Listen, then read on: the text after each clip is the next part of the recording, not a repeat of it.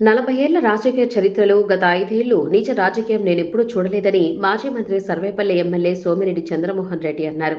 నెల్లూరు జిల్లా పొదలకూరు మండలం అమ్మవారిపాలెంలో 200 మంది టీడీపీ కార్యకర్తలు ఎమ్మెల్యేగా సోమిరెడ్డి సాధించడంతో మొక్కులు చెల్లించుకునేందుకు తిరుమలకు పాదయాత్ర చేపట్టారు. ఈ పాదయాత్రను సోమిరెడ్డి చంద్రమోహన్ రెడ్డి జెండా ఊపి ప్రారంభించారు. అనంతరం ఆయన మాట్లాడుతూ, నా గెలుపు కోసం నేను ఎంత తపన పడ్డానో నాకంటే ఎక్కువగా అమ్మవారిపాలెం ప్రజలు తపన పడ్డారని అన్నారు. ఎన్నికల్లో మాజీ మంత్రి కాకాని విచ్చలవిడిగా నకిలీ మద్యం, డబ్బు పంపిణీ చేసిన సమానంగా పొదలకూరు మండలం వచ్చిందని అన్నారు.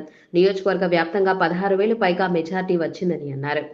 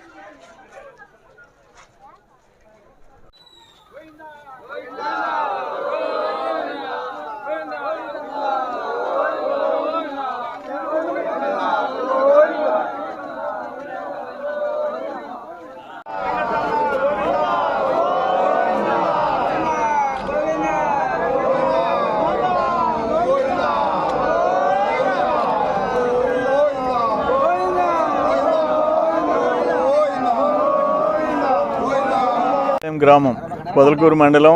ఇక్కడి నుంచి నన్ను ఆశీర్వదించిన వాళ్ళు, నా శ్రేయోభిలాషులు, అన్నదమ్ముళ్ళు, అక్కచెల్లెళ్ళు, చిన్న బిడ్డలతో కూడా 200 మంది ఇక్కడి నుంచి తిరుమలకి పాదయాత్ర. ఎన్ని కిలోమీటర్లు? 150 కిలోమీటర్లు సార్.